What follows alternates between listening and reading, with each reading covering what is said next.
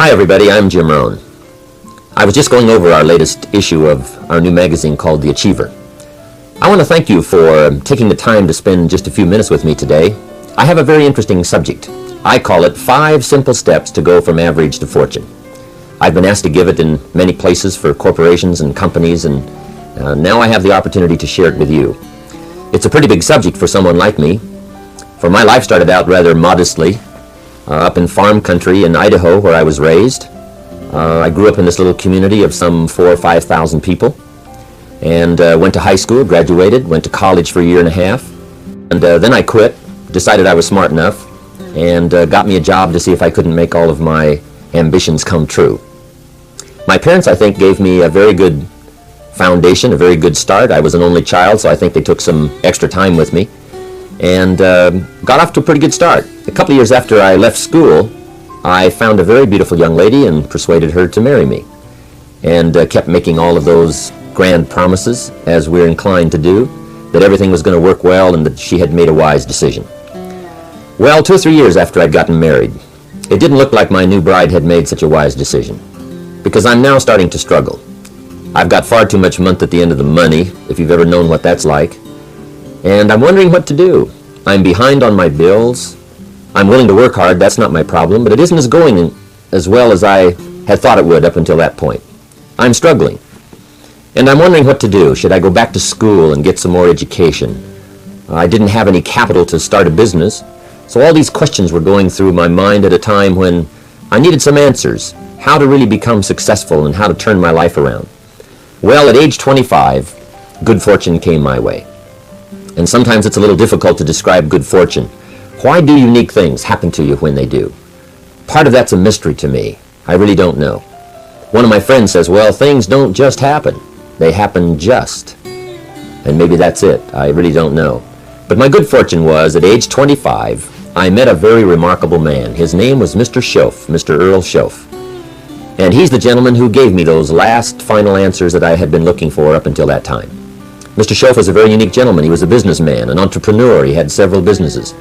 And he took a liking to me, and he hired me, and I went to work for him. I spent the next 5 years working for him, and then unfortunately at the end of that 5 years he died. But I did get to spend 5 years with this remarkable man, and he's the gentleman who gave me the answers. He gave me the points and the ideas that helped to really turn my life around. And I will always be grateful for finding someone who took the time to share their information with me. The best thing Mr. Schoaf gave me was not a job. The best thing he gave me was the benefit of his philosophy. And fortunately for me, his philosophy worked for me. I practiced it, I utilized it, and I put it to work. And about 17 years ago, I was living in Beverly Hills. And I was going through all the notes that I'd gathered up during that 5-year period. And the idea came to me, why not share these ideas with other people? I've used them to change my life. Things have worked out well for me. I wonder if others might find them interesting. So I put all of the material together, and 5 years ago gave my first lecture, my first seminar. And ever since then I've spent more and more of my time lecturing and sharing ideas on how to do better, how to make your life personally, socially, and economically work out better.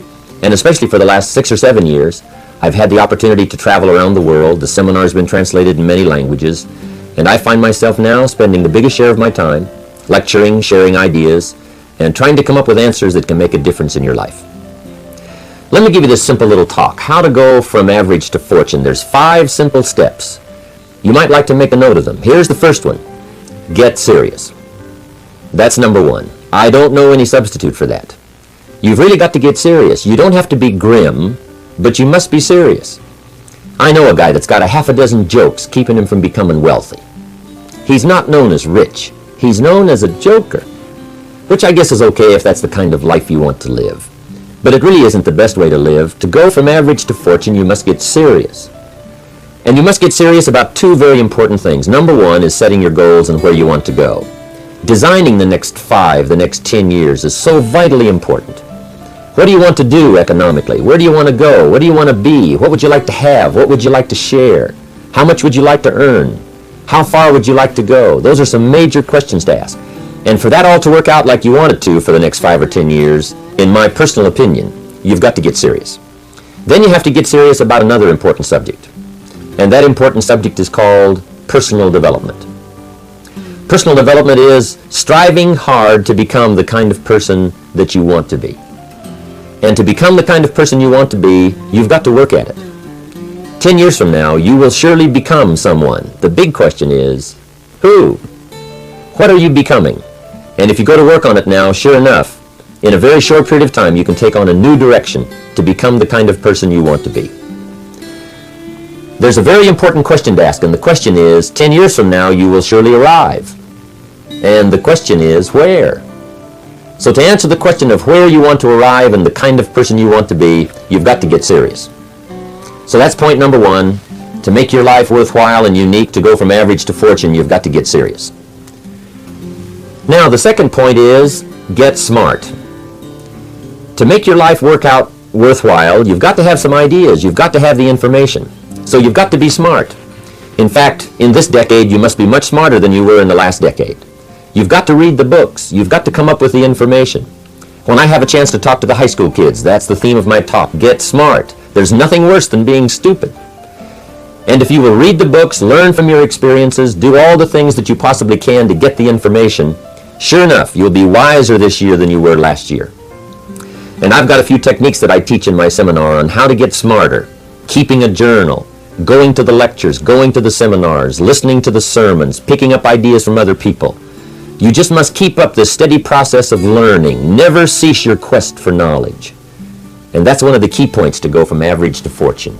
Get smart. Now here's number 3. You've got to get going. All of the things that you've learned will not do you that much good if you don't put it into an action plan. You've got to get going. In my management and leadership seminar, we teach game plans, how to put all the good things that you've learned into action. Economic action, social action, personal action. How to make the changes and how to actually do the work, how to actually function. Get going, that's the key. Some people are ever learning, but they don't put it into action. They don't really take the action. It's like the man who keeps bringing materials to the building site and never builds anything.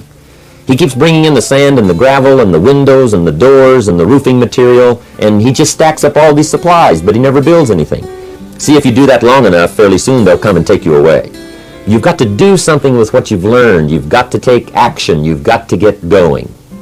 So that's one of the most important things to learn, how to design your days, how to design your weeks, how to design the months, so that you take the proper action to get the proper return that you're looking for, whether it's economic or personal. Get going. It's a major key. Now here's number 4.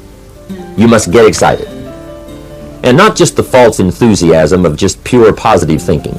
You've got to get excited over some very basic things. One is, get excited over your ability to make yourself do the necessary things. Because discipline is major step 1 toward personal progress. And anytime a person wishes to, they can make major changes in their life, personally and socially and financially. It doesn't ever have to be the same after today. No telling what you could do today if you really wish to. The act of murder is a clear indication that a person in one drastic act can forever change the course of their life. It just happens to be in the negative direction. What I would ask you to do, starting today, is get excited about committing an act that's positive, an act that's constructive, to make the changes in your life that you want made, and to go the direction that you want to go. So that's number 4, get excited. Get excited about your potential. Human capacity is usually never the problem. Little children can learn several languages. We can learn to do the most incredible things. All we need to do is take the time to do it. So it's not a matter of capacity. It's a matter of judgment. It's a matter of excitement. It's a matter of will. And it's a matter of wanting to bad enough. So it's pretty exciting to know that any day you wish, you can change your life. Any day you pick out, you can make major changes. It doesn't ever have to be the same again. And that's exciting. Knowing that intellectually and personally, you can actually do the things that will make major changes in your life. That's number 4. Here's number 5. Number 5 is get away. I have found, especially in the last 15-20 years, that there's an important thing called life balance. You've got to learn to get away. You must learn to get away and be alone. Learn to get away and reflect. Learn to get away and learn how to live as well as how to earn. How sad it would be to learn how to earn well but not learn how to live well. You must balance your life. We teach something, especially in my staff, I teach something called lifestyle. Lifestyle is how you learn to live your life. Some people have money, but they don't even know how to spend it. They have time, but they don't know how to spend it. Some people are successful, but they don't know how to spend their success. They don't know what to do with it. They don't get joy from it. Rather, they get animosity. A father takes $5, crushes it, and throws it at his son and says, if you need it that bad, take it. Now, it's the same $5, but instead of dispensing it with joy, he dispenses it with animosity. That's the difference in not knowing how to live. It's called lifestyle. Then you've got to take time to cultivate good friends. You've got to take time to be with your family.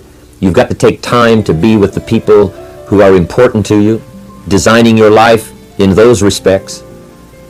Get away. Take the time. Reflect on your life. Recharge your batteries.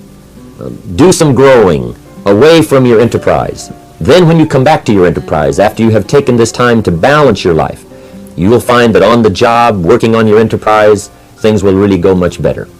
So those are the 5 simple steps to go from average to fortune. Get serious, get smart, get going, get excited, and get away. I hope those points will be valuable for you as you consider them. And I want to thank you for giving me a few minutes of your time to spend just a little time with you. I would invite you to come and attend my seminar. If I get a chance to see you there, I'll be happy to meet you. We usually have several hundred to 1,000 people attending the seminar, and I'd love to have you. I think I have some interesting things to share about life and about economics and how to do better. I've learned a lot these last 15, 20 years, and I've capsulized it in one evening. It's from 7 to 11. It's 4 hours of some very interesting material, and I think you'd find it exciting. I've got some ideas to share. I don't claim they're right, I just claim they're my ideas. But if you'll take the time, if you'll spend an evening with me, I think you'll find it rewarding. And I want to thank you for giving me this few minutes of your time. And for you giving me some of your time, I would just like to sincerely share this with you.